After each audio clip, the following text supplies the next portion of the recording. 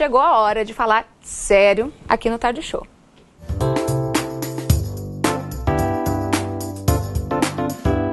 E olha, um divórcio nunca será algo agradável, né?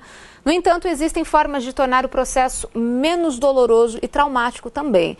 Porque são muitas preocupações, né? Além da preocupação com o novo futuro, tem a preocupação com a documentação, com os custos do processo, a divisão de bens também.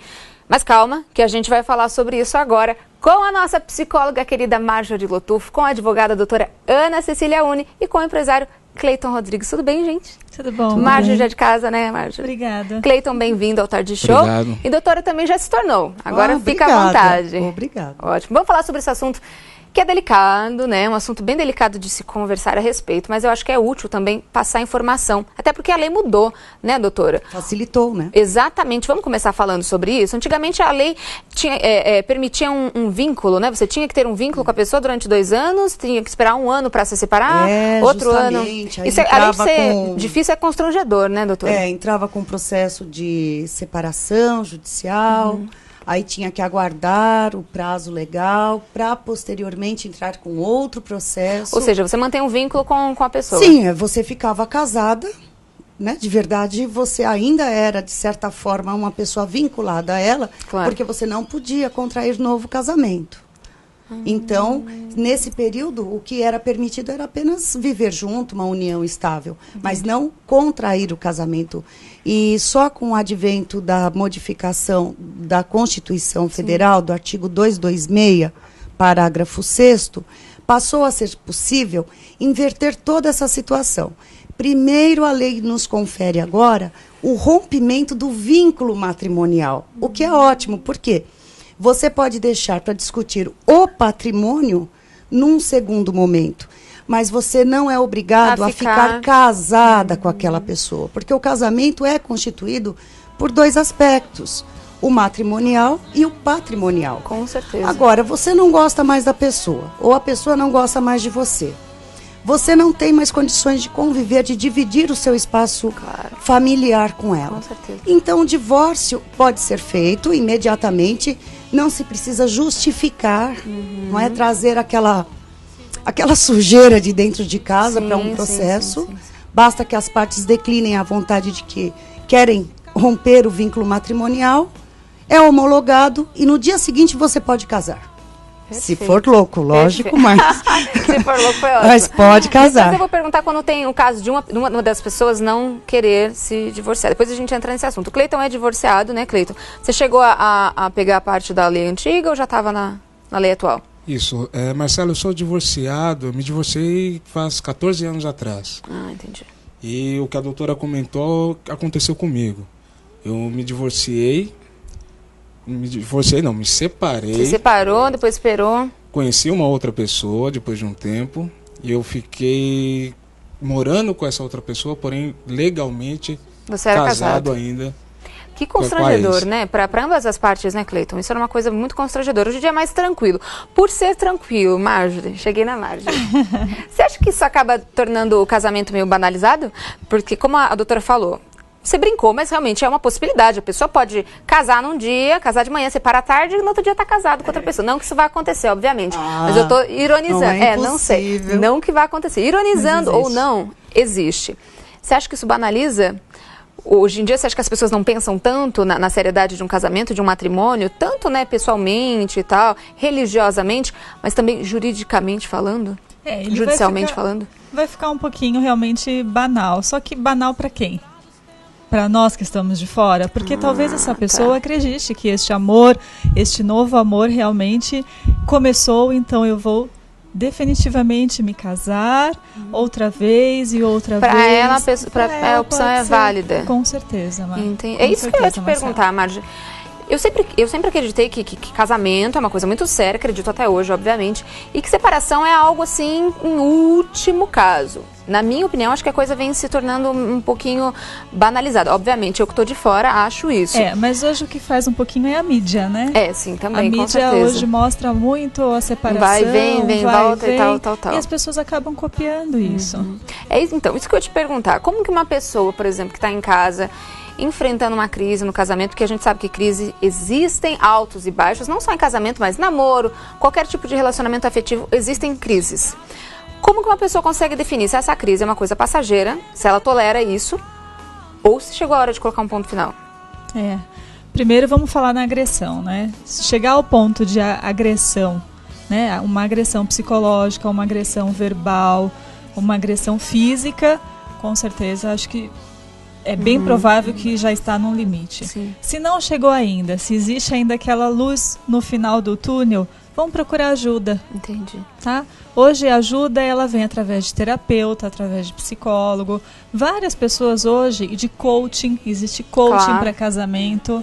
Né? Você consegue Ou seja, quando você quer isso. realmente salvar o seu casamento, você tem possibilidades para isso. Com certeza. No caso de uma das pessoas que não queira, doutora, não quer se separar, mas a outra quer. Quais são os direitos? Como que é feito esse processo? É possível a separação mesmo dessa forma? Como que acontece isso? Pois bem, em consequência dessa alteração da lei federal que rege o país, a pessoa que não deseja permanecer no casamento, ela tem todo o direito de promover uma ação de divórcio litigioso. Nesses casos, é sempre salutar que a pessoa deixe o lar para evitar os confrontos diários, entra com o divórcio litigioso, a parte que não deseja a separação vai ser citada, vai mostrar as razões e vai acabar saindo divorciada. Então é possível se divorciar? É completamente possível. Perfeito. O que acontece, a convivência familiar, ela é preservada pela lei, sem dúvida. Todo o sistema existente é para que o casamento seja uma bela sociedade. Perfeito. Mas o que as pessoas esquecem é que é uma sociedade. E sociedade, seja ela de um restaurante, seja ela de um carrinho de hot dog, seja ela de um casamento, tem sempre os dois lados, onde as duas partes sempre possuem direitos e deveres. Por vezes, esses deveres são rompidos na sociedade familiar. Ou por uma parte, ou por outra, ou porque o casal não cuidou bem daquela sociedade que possui, né? Daquele fundo de comércio. Perfeito. E aí, o que acontece? É aonde vem a falência daquela sociedade conjugal. De forma que a pessoa, quando tem um bom discernimento, vai falar, eu posso evitar que essa situação se agrave, que chegue, por exemplo, a uma questão de agressão, me retiro desse ambiente e vou tentar ser feliz de outra forma. Entendi. A lei vai conferir esse rompimento do matrimônio e vai conferir que, posteriormente, seja vista as questões financeiras, patrimoniais, da guarda das crianças, da pensão alimentícia. Então, eu ia chegar aí agora, porque é importante a gente salientar que, apesar do divórcio ser um processo mais facilitado hoje em dia, possui reflexos, né? Tanto em relação a patrimônio, quanto em relação ao psicológico. Eu queria saber de você, Cleiton. Como que foi essa fase? Você era uma pessoa, assim, que já estava decidida a passar por isso? Foi uma coisa mais difícil? Foi um acordo de ambas as partes? Foi algo amigável? Como que foi esse momento para o seu psicológico emocional? Olha, Marcela, na verdade, eu comecei... nós éramos muito novos, né? Eu casei com 18 anos. Bem novo. Então, talvez um dos passos... Não digo errado, mas a imaturidade do casal contribuiu um pouco. Claro. Então, tinha muitos ciúmes, eu estudava, então... Eu trabalhava, saía, ia para a faculdade, passava quase o dia inteiro fora. Isso eu acho que contribuiu também. E outras coisas, outros fatores também. Sim. Quando eu tomei a decisão, eu fiquei quase 4 anos casado. Quando eu tomei a decisão de separar, porque eu via que não tinha mais como continuar, ela não quis. Então nós ficamos naquele entrave mais ou menos quase que 1 ano. Porque aí vem aquela famosa frase, me dá uma chance, vamos tentar, e aí você acaba tentando. Vamos mudar o comportamento. Então, e aí até que ponto vale a pena você lutar por isso, empurrar. Não, e empurrar, e exatamente. E eu tentei uma, duas, aí até chega uma hora que você também... Eu me vi com 21 anos completamente amarrado. Sim, sim. E foi onde eu resolveu pensar em você, na sua felicidade, e tomou uma opção. Exatamente. Perfeito. Mas até conseguir a separação, não sei se ainda existe esse termo, mas era a separação de corpos antes que dizia, né, até conseguir isso levou 1 ano e meio. Entendi. Para conseguir. Entendi. Mas aí, no caso, você pensou em você, na sua ex-mulher, mulher na época e tal, no casamento, mas você tinha filhos? Não. Porque quando tem filho, já é delicado. Um divórcio normal já é delicado. Quando envolve criança, filho, aí o buraco é um pouquinho mais embaixo, né, Marjorie? Marcela... Com o perdão da palavra, mas porque assim, são poucos os casais hoje que decidem, na separação, quando tem esse filho, essas crianças, separar harmoniosamente. Das duas, uma. Ou a pessoa também acaba criando um clima ruim para a criança, por essa disputa de pai e mãe, ou não. Ou a pessoa acaba deixando de se divorciar por um apelo da criança. Então, até que ponto isso é saudável, é favorável, Marjorie? Nenhum dos dois casos acabam sendo saudável, porque o casal que fica por motivos de ter filhos, com certeza essa criança também vai ser prejudicada psicologicamente. Você diz porque pelo cotidiano? Sim, com certeza essa criança vai presenciar brigas, discussões, palavrões, né? Claro. Comportamentos inadequados. E vai observar que os pais não estão bem. Não precisa dizer para a criança que não está bem. A criança já consegue enxergar que o pai e a mãe não estão em harmonia. Né? Agora, no outro caso, se os pais se separam e tem essa criança no meio, ela também muitas vezes acaba sendo o pivô Fica de lá pra cá, o jogo coisa, desse jogo. Né? Vai para lá, vem para cá, olha o seu filho, olha o que o seu filho fez. E aí, uma das partes sempre acaba querendo tirar o pezinho, o corpo fora. E fala, olha... eu não eduquei, você também não educou. Aí né? fica esse jogo. E às vezes acontece até a chantagem, usar a própria criança como chantagem. Né? Ou você fica comigo ou você nunca mais vai ver seu filho.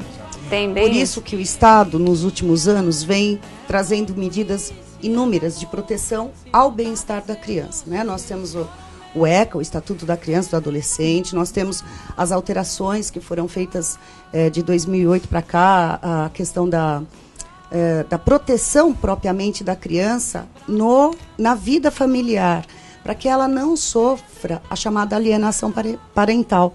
Justamente porque a criança tem que ser protegida em todos os aspectos da sua vida. Com certeza. E muitas vezes também, quando o casal procura um profissional, o profissional não tem o discernimento ou talvez a maturidade de, antes de mais nada, tomar as medidas que sejam necessárias de proteção àquelas crianças. Claro. Então, encaminhá-las a um psicólogo, pedir a ajuda de pai ou da mãe, dos avós, que às vezes são pessoas muito equilibradas e que possam estar ali para mostrar para a criança que aquilo é uma situação que ela vai ter que passar. Ou mentem para a criança, e a criança, obviamente, está presenciando a hora do dormir dos pais, separando a cama. Qual a melhor atitude nesse caso, Marjorie? É você contar uma historinha, né, para boi dormir, ou você realmente chegar na criança, sentar e falar, o papai e a mamãe estão se separando e a gente vai morar em casas separadas. Como que os pais devem proceder nesse tipo de situação? Cada criança vai ter uma percepção diferente do mundo, né? Primeiro você precisa entender que a percepção do seu filho, como que tá? Entendi. Se ele vai estar preparado para receber uma notícia dessa. Até porque essa criança já vem observando um comportamento de separação, né? Então, mentir não vai colar. Tá?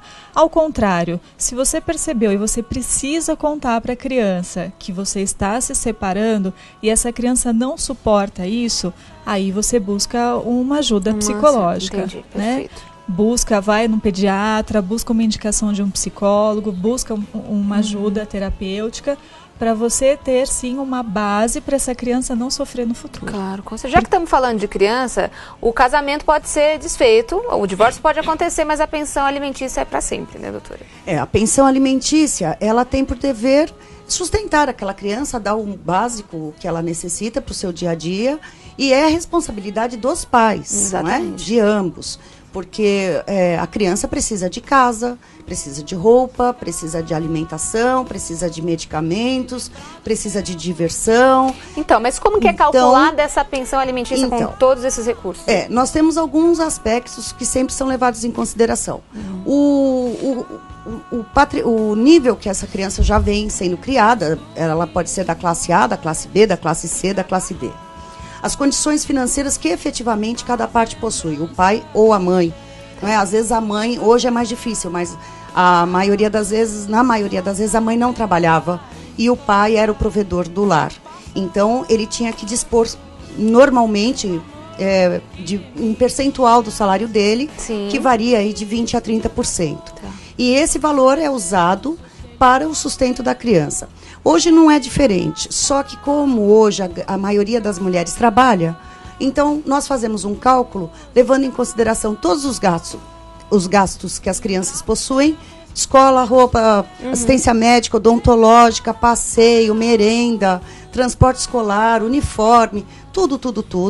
Faz-se essa soma, um percentual de moradia, porque se ela mora pagando aluguel tem um percentual de água, de luz e chega-se a um valor. Então, digamos, essa criança custa R$2.000. Tá. Nada mais justo de que caiba R$1.000 para cada um. Claro, perfeito. Mas os alimentos, eles são sempre fixados com base em 2 requisitos, né? Possibilidade e necessidade. Sim. Então, qual é a necessidade que a criança tem, qual a possibilidade que o pai tem. Então, às vezes você pega uma situação onde o pai é um milionário, ou a mãe é uma milionária, e a outra parte era o mantido. E agora como fica, não é?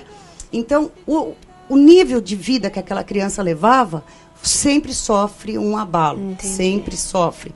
Mas, às vezes, há pais consciençosos que dizem, olha, eu me responsabilizo, então, pela escola, pela educação, eu vou mantê-lo numa escola particular, que seja de excelência para ele, eu vou manter o plano de saúde de excelência, eu vou manter um percentual em dinheiro para que ele tenha roupa dentro do que já estava acostumado.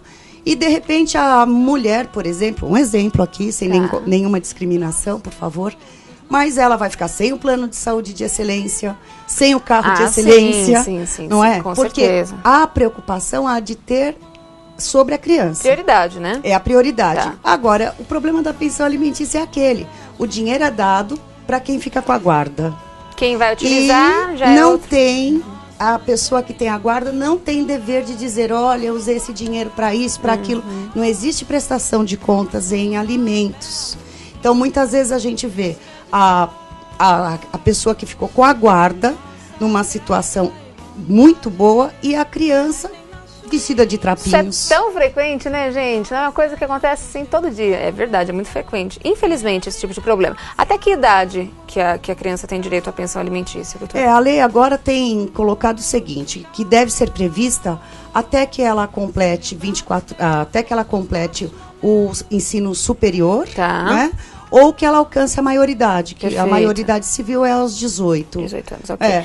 Mas, ou que esteja cursando um curso técnico, mas até os 24 anos. Tá. Só que eu alerto uma coisa. Sim. Lembrando, se há uma fixação de alimentos que foi homologada em juízo, aquele que tem o dever de pagar alimentos não deve simplesmente parar de pagar porque a criança não está, o adolescente não está cursando a universidade aos 18 anos e um mês, ou porque ele completou 24 anos. É necessário pedir a exoneração judicial desses alimentos para que não haja nenhum tipo de reprimenda futura, porque o não pagamento de pensão alimentícia causa prisão. Então, isso que eu ia te falar agora. A gente recebeu uma pergunta da Maísa Venuto. Beijo. Maísa, querida, está assistindo o Tarde Show. E ela quer saber em relação a esse assunto, exatamente a esse ponto que você chegou. Quando a pessoa, o pai se nega a pagar a pensão alimentícia, aí o filho completa 18 anos, ele pode entrar na justiça para conseguir ter isso? Para ele recorrer a esse tipo de... Pode, se o pai pensão? acha que, bom, já está com 18 anos, já está aí com a maioridade dele, então eu não vou pagar mais, né? Como eu disse, os alimentos são fixados pela possibilidade e necessidade.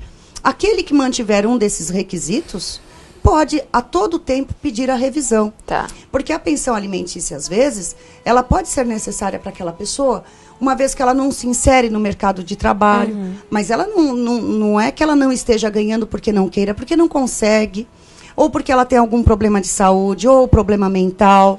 Então, ela pode, sim, todo tempo pedir para que a justiça analise a situação particular dela. Perfeito. E, quem sabe, essa pensão seja Consegui mantida. reviver isso, ok. Agora, sempre o alimentante ou alimentado, essas duas partes aí precisam agir com bom senso. Claro. Isso seria muito importante. Né? Nem tanto ao céu, nem tanto à terra, mas, poxa, se hoje uma criança, um adolescente com 18 anos e 1 mês, o que ele pode na vida? Ele pode muito pouco, o mundo mudou muito nisso. E o pai já acha que ele tem que cortar a pensão. Já está sozinho, vai se virar. Vai se virar. Perfeito. Vamos tocar em outro ponto delicado, que é a infidelidade no casamento. Inclusive, um dia tem que trazer a Marjorie para falar sobre esse assunto, que a gente fica até amanhã, que é um assunto delicado e vasto, né, Marjorie? No caso de uma infidelidade aí, matrimonial, e a pessoa consegue levar isso adiante, perdoa essa infidelidade, isso vai se repetindo e a pessoa prefere ainda assim não se separar. É saudável? Que tipo de recomendação você daria? A infidelidade continua nessa história? Uma pessoa que finge assim, ela finge que não vê, sabe, mas finge que não sabe. Isso existe, né? É muito comum. Exato. É muito comum. Isso é saudável? Você tem uma orientação, é dada uma orientação para essa pessoa ou é orientado que ela tome uma atitude definitiva e termine esse relacionamento? Sabe, Marcela, dentro de consultório a gente vê muito esse caso, tá? Só que normalmente quem trai tem a permissão. Né? É estranho para nós aqui de fora falar, julgar. É igual a causa da agressão que a gente conversou da outra vez, que você falou que a pessoa que é agredida, ela quase que dá Ela dá a permissão para trair. Mesmo que seja aí não verbalmente, né, inconsciente, ela sabe que a pessoa trai. Vamos colocar um caso, né? Vamos colocar a culpa nos homens. O homem está traindo. Eu gosto de você, mas o homem está traindo a esposa sabe, porque ele chega com um cheiro diferente e N situações, só que ela permite isso, porque ela tem o conforto do lar. Ela tem a família, os filhos estão no outro quarto dormindo. Para dentro de casa e fora de casa também, né? Que é aquela relação que a gente tem socialmente, enfim. Com certeza. E aí fica, né? O filho percebe também. Claro. Muitas vezes os filhos também sabem disso. Que atitude que deve ser tomada? É orientado que ela termine isso? Será que ela quer? Posso fazer uma parte? No escritório, o que a gente acaba se deparando é que a pessoa sabe. E quando a situação chega ao limite, quando a parte que está com essa vida paralela acaba relaxando um pouco, né? Porque vira tão comum aquilo que então se distrai um pouco. Aí quando todas as pessoas começam a saber também e fica inevitável que ela tome a providência, aí essa parte traída toma a providência.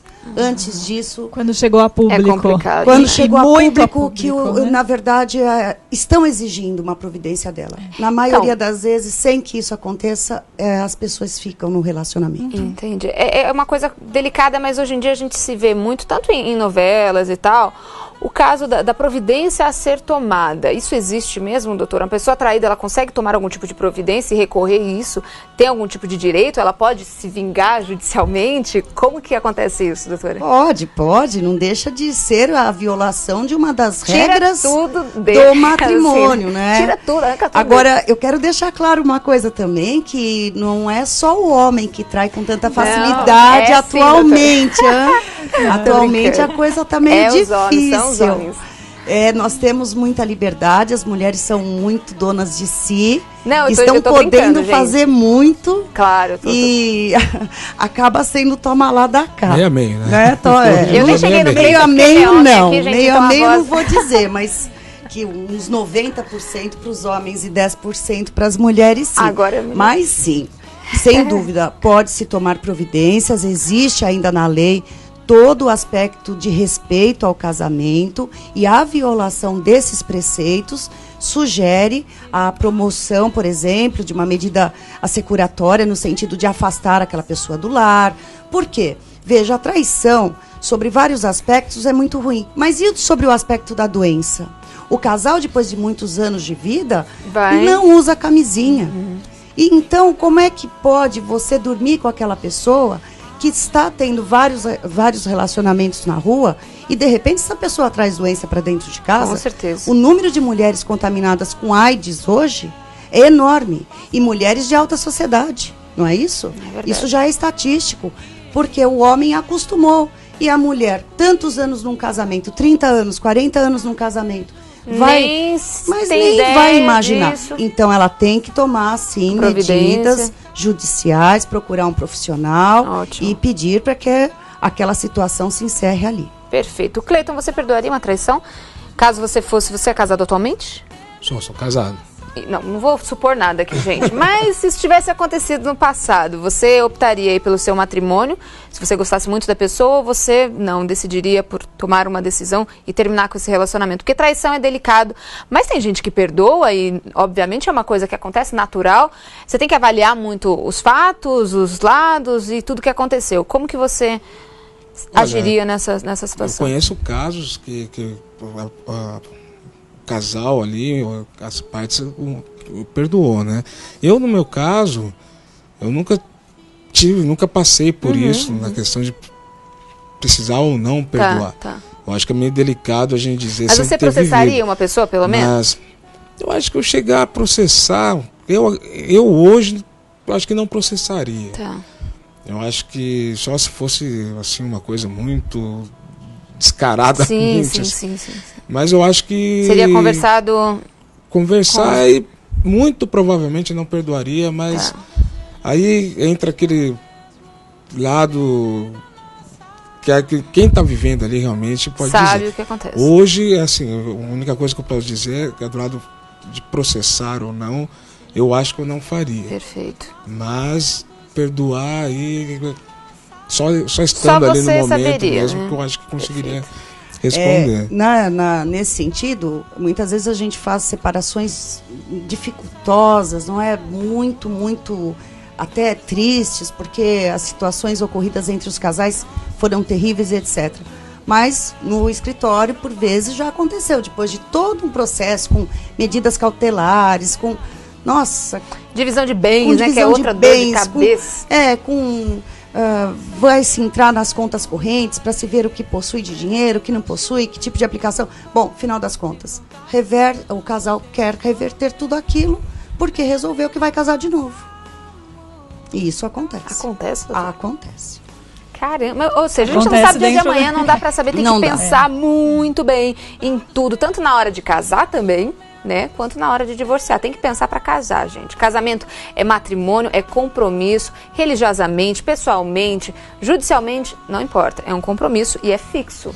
Pelo menos a intenção de todo mundo, creio eu, é que seja algo fixo, duradouro, né?